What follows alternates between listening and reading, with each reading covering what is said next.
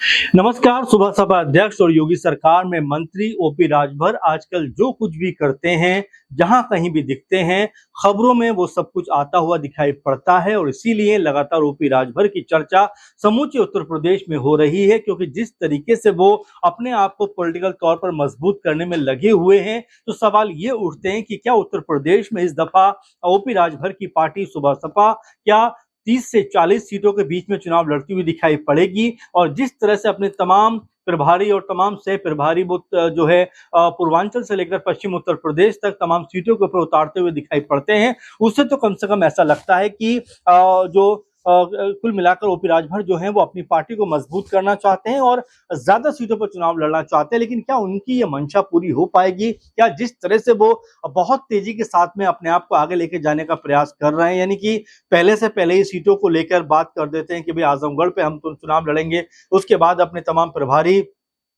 बिना किसी से पूछे हुए 30 से 35 सीटों के बीच में नियुक्त करते हुए नजर आते हैं। फिर खबर निकल कर आती है कि वो 30 से 35 सीटों पर चुनाव लड़ने की दावा कर सकते हैं, चुनाव लड़ने की बात कर सकते हैं। इन तमाम चीजों खबरों के बीच में एक तस्वीर निकल कर सामने आती है, जो तस्वीर लगातार सोशल मीडिया पर वायरल होती हुई दिखाई पड़ रही है। आप भी देख रहे हैं किस तरह से जो सुबह सपा सुप्रीमो है ओपी राजभर, वो केंद्रीय मंत्री किरण रिजिजू के साथ में बैठकर मुलाकात कर रहे हैं, बातचीत कर रहे हैं और बड़े खुशनुमा अंदाज में ये बातचीत हो रही है। और इतना ही नहीं बल्कि इसमें ओपी राजभर के साथ उनके बेटे और सुबह सपा के राष्ट्रीय अध्यक्ष राष्ट्रीय महासचिव डॉक्टर अरविंद राजभर भी मौजूद हैं, बैठे हुए हैं और यहाँ पर बातचीत चलती हुई दिखाई पड़ती है। अब इन दोनों की जो तस्वीरें हैं सोशल मीडिया पर लगातार वायरल हो रही हैं, लगातार इन तस्वीरों को लेकर लोग जो है अपने कमेंट करते हुए दिखाई पड़ रहे हैं। और यहाँ पर ओपी राजभर कहते हुए नजर आते हैं इस मीटिंग के बाद में कि उनकी पार्टी का लक्ष्य जो है वो समाज के सबसे कमजोर, पिछड़े हुए और अंतिम पंक्ति में खड़े हुए व्यक्तियों को उनका हक दिलाने का है। उनकी पार्टी हर नागरिक को अधिकार, सम्मान और जो है विकास के लिए पूरी निष्ठा के साथ में निरंतर काम करने के लिए अब जो है जो चुनौती अपने उस पर लेती है और लगातार काम करने का प्रयास करती है और जो भी चुनौती उन्होंने ली है उसको वो पूरा करके रहेंगे। आपको बता दें कि इस तस्वीर के बाद में जो केंद्रीय मंत्री हैं किरण रिजिजू, उनका भी एक ट्वीट सामने आया है जिसमें वो कहते हुए नजर आ रहे हैं कि ओपी राजभर से मुलाकात हुई है और इसका बाकायदा वीडियो भी उन्होंने शेयर किया है। और इस वीडियो के बाद वो कहते हैं कि उत्तर प्रदेश के बहुत ही दिलचस्प नेता हैं, एनडीए के सहयोगी हैं और मंत्री ओपी राजभर से उनको मिलकर बहुत अच्छा लगा है। उत्तर प्रदेश में अल्पसंख्यक मामले के मंत्रालय की योजना को लागू करने के बारे में चर्चा हुई है और इस चर्चा को लेकर राजभर ने बाकायदा कई तस्वीरें भी जारी करते हुए तमाम बातों को लिखा है कि भाई हम हर नागरिक को उसका अधिकार देना चाहते हैं, सम्मान देना चाहते हैं, चौमुखी विकास कराना चाहते हैं, पूरी निष्ठा के साथ में काम करना चाहते हैं। लेकिन देखिए हर तस्वीर का अपना एक मायना होता है, अपना एक तरीका होता है। ओपी राजभर लगातार बीते काफी समय से ऐसा लगता है कि अपने ही लेवल पे फैसले करते हुए दिखाई पड़ रहे हैं। क्योंकि अगर हम तमाम जो है ओपी राजभर की इस समय बयानबाजी को देखें तो वो एक तरह से इस समय अखिलेश यादव समाजवादी पार्टी के ऊपर न सिर्फ हमलावर हैं बल्कि अखिलेश यादव को लेकर तो वो तमाम तरह की बयानबाजी करते हुए नजर आते हैं। कभी ये कह देते हैं कि पीडीए जो है वो अखिलेश डिंपल यादव का ही अलायंस है, इसके अलावा कोई उसमें नहीं है।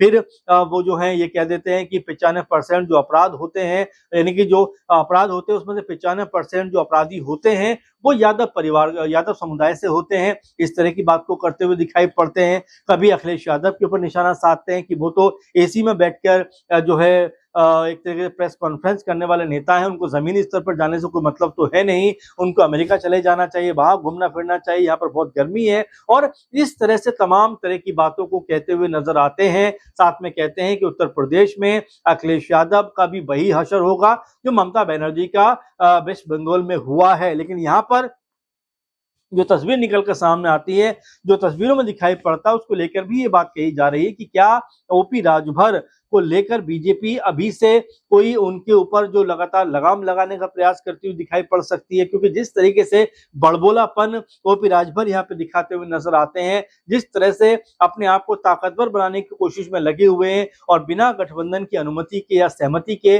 वो जो है जो 32-34 सीटों के ऊपर अपने तमाम प्रभारी उतार देते हैं। आजमगढ़ में कहते हैं कि भाई यहाँ से हमारी तमाम सीटों के ऊपर प्रत्याशी उतरेंगे, यानी एक तरीके से अपने आप को आगे लेकर जाने का प्रयास कर रहे हैं। अभी तो गठबंधन में तमाम चीजें तय भी नहीं हुई है, कौन कितनी सीटों पर चुनाव लड़ेगा, कितनी सीटों पर प्रत्याशी उतरेंगे, इसको लेकर कोई चर्चा नहीं है।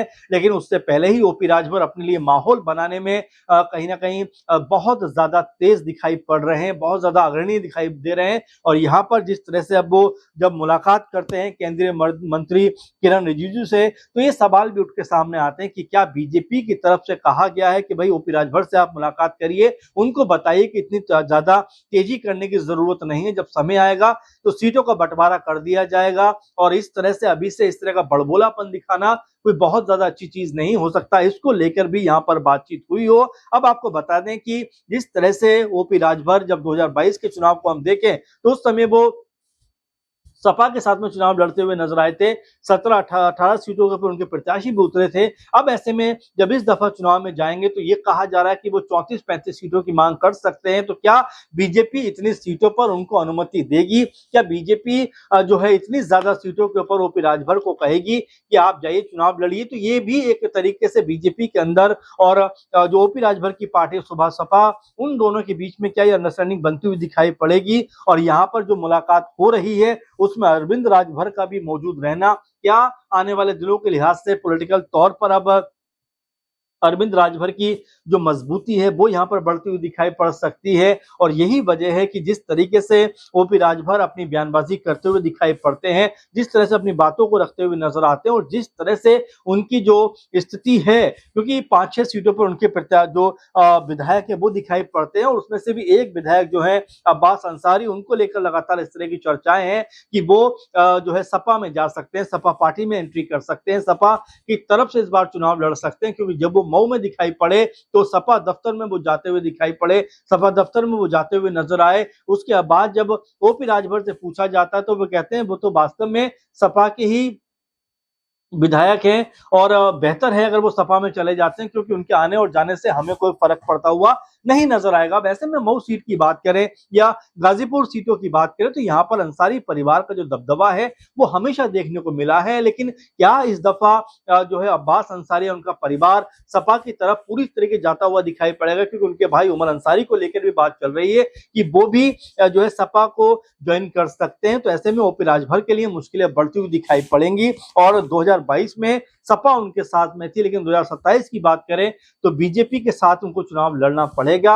अब ऐसे में बीजेपी क्या उनको 34-35 सीटों पर चुनाव लड़ने की अनुमति देगी? क्या जो अभी से बड़बोलापन ओपी राजभर दिखा रहे हैं, क्या उसको लेकर कहीं सतर्क तो नहीं है बीजेपी? इसीलिए किरण रिजिजू उनसे मुलाकात करते हैं नई दिल्ली में, मुलाकात काफी देर की होती है और इस मुलाकात के बाद कहते हैं कि भाई हमने कई मुद्दों पर बात की, कई अहम चीजों को लेकर हमने आपस में जो चीजें तय की। लेकिन महत्वपूर्ण बात यह है कि चुनावों के पास में, चुनावों के करीब में जब इस तरह की मुलाकातें होती हैं तो उसके मायने भी अपने आप में निकल कर सामने आते हैं कि कौन सी कितनी सीटों पर लड़ेगा। क्योंकि अभी से इस तरह का माहौल बनने लग गया है कि उत्तर प्रदेश में आखिर सीटों का बंटवारा जो है बीजेपी गठबंधन के बीच में कैसे होता हुआ दिखाई पड़ेगा। अब यहाँ पर जिस तरह से ज्यादा फुर्ती में, ज्यादा तेजी में ओपी राजभर दिखाई पड़ते हैं, क्या उनकी जो मांग उनकी तरफ से की जा रही है कि उनको कम से कम 34-35 सीटों पर चुनाव की लड़ने के बारे में उनको अनुमति दी जाए? तो ऐसे में क्या उनको ये जो है अनुमति मिलती हुई दिखाई पड़ेगी? उनको जो प्रत्याशी जो है इतनी सीटों पर उतरते हुए दिखाई पड़ेंगे? और पूर्वांचल में गाजीपुर, मऊ और तमाम जिलों से होते हुए पश्चिम में मुरादाबाद तक वो अपनी सीटों पे जो है कहते हैं कि भाई यहाँ से हम चुनाव लड़ेंगे, यानी चिन्हित करते हुए दिखाई पड़ते हैं। तो ऐसे में अभी सवाल उठ जाता है कि क्या जो ओपी राजभर हैं उनको समझाने के लिए यहाँ पर बुलाया गया था बीजेपी जो मंत्री हैं और बीजेपी नेता हैं जो किरण रिजिजू उनके द्वारा, या फिर यहाँ पर कोई और बड़ा कह सकते हैं कि उठापटक राजनीति में होता हुआ दिखाई पड़ सकता है? क्योंकि ओपी राजभर लगातार बयानबाजी न सिर्फ कर रहे हैं बल्कि अपने आप को ये बताने की कोशिश कर रहे हैं कि उनसे ज्यादा फिलहाल मजबूत नेता उत्तर प्रदेश में दूसरा कोई नहीं है। तो अब ऐसे में क्या वाकई बीजेपी जो है ओपी राजभर को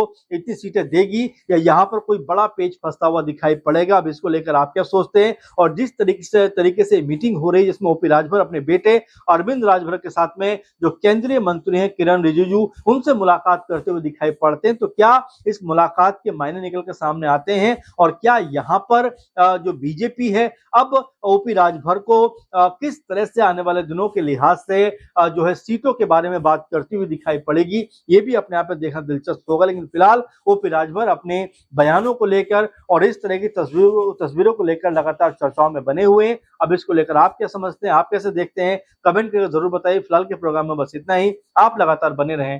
नमस्कार।